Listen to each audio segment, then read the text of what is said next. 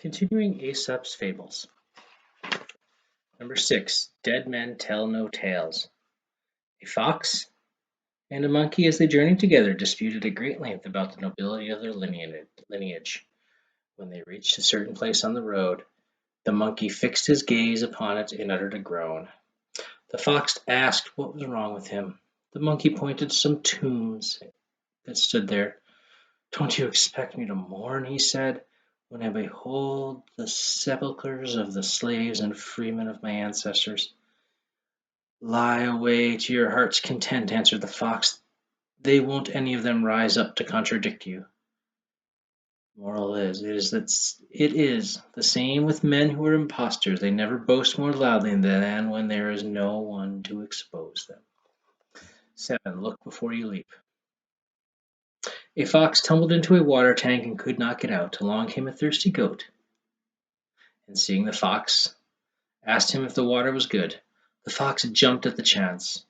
He sang the praises of the water with all the eloquence at his command and urged the goat to come down. The goat was so thirsty that he went down without stopping to think and drank his fill. Then they began to consider how they were going to get up again. I have a good idea," said the fox. "That is, if you are willing to do something to help the both of us. Be so kind as to place your forefeet against the wall and hold your horns straight up.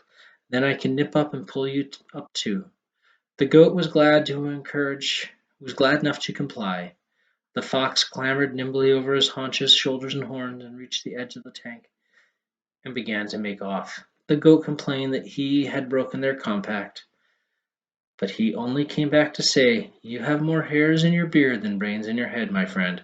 Otherwise you wouldn't have gone down without thinking how you were going to get up." A sensible man never embarks on an enterprise until he can see his way clear to the end of it. 8. Cut off your tails to save my face.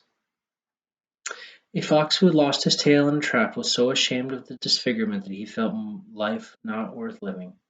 So he decided to persuade all of the other foxes to maim themselves in the same way. Then he thought his own loss would not be so conspicuous. He collected them all and advised them to cut off their tails. A tail, he said, was merely a superfluous appendage, ugly to look at and heavy to carry. But one of the others answered, "Look here, you only give us this advice because it suits your own book." This tale satirizes those who offer advice to their neighbors, not out of benevolence, but from self-interest. 9. The Fox and the Mask. A fox entered an actor's house and rummaged through all his properties. Among other things, he found a mask representing a hobgoblin's head, the work of a talented artist. He took it up in his paws and said, "What a fine head! A pity it has no brain in it."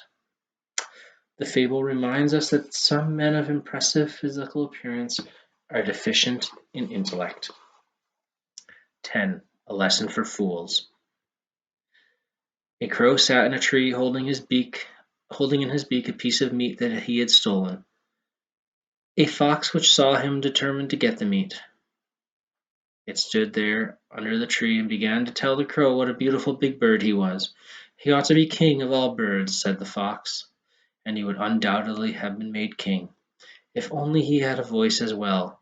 The crow was so anxious to prove that he had a voice that he dropped the meat and croaked for all he was worth. Up rang the fox, snapped up the meat, and said to him, "If you added brains to all your other qualifications, you would make an ideal king."